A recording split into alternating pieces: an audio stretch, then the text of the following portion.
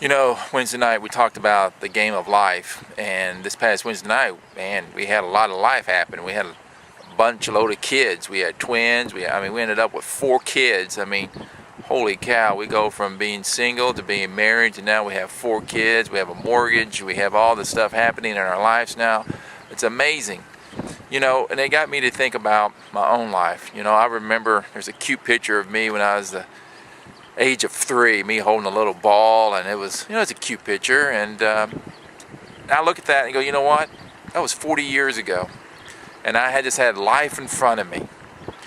And then there's a picture of me in high school playing basketball, and there's this life is still in front of me. I had all these things I wanted to do, and all these dreams, and all this stuff, and it was just so full of life, so full of energy. And then I had this other picture of where I had our first date. Julie and I had our first date, April 15th, 1985. Julie and I had our first date, and amazing time. And the woman who has changed my life, the woman of my dreams, and that means the world to me.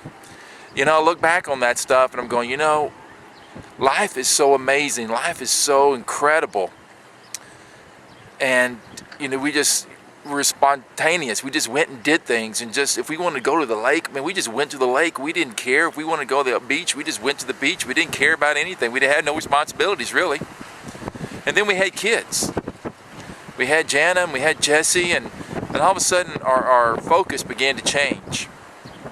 And life really began to happen when we had kids. And I love my kids to death, and they mean the world to me. But things changed for me. I couldn't be an idiot anymore. I couldn't be this just stupid goofball. I had to be responsible because I had 2 little mouths that were depending on me, and a wife that was depending on me. I couldn't be stupid anymore. I had to be responsible.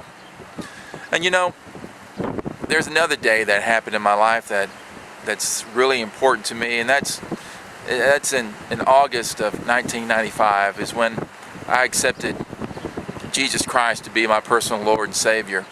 I gave my life to Him. And again, my life changed dramatically. And the scriptures tells us that we can't stay as babies. We can't continue to act like idiots. We can't continue to act like little children and teenagers. We have to grow up. We have to become responsible. And spiritually, we have to do the same thing as well. God never intended for us to be these spiritual babies that are just constantly having to drink milk. God wanted us to have the filet mignon. He wanted us to have the greatest of the greats. And in order to have the greatest of the greats, in order to have the fruits of the Spirit in our life, to live this a great, abundant, amazing life, we have to grow up.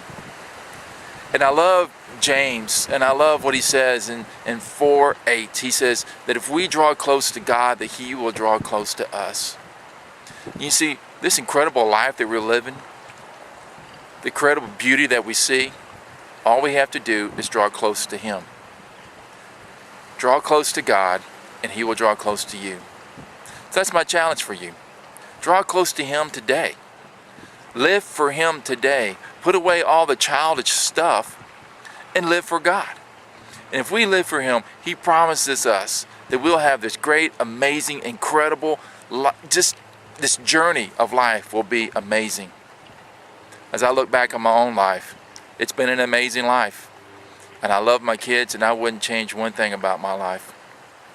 The thing is, it's getting even better because now I have God. I have Jesus Christ in my life leading me and directing me. And life is so much sweeter when you have Jesus. Guys, I love you. I can't wait to see you on Wednesday night. Don't forget, disciple now. Sign up now. Don't delay. Sign up now. I'll check you later, guys. Bye.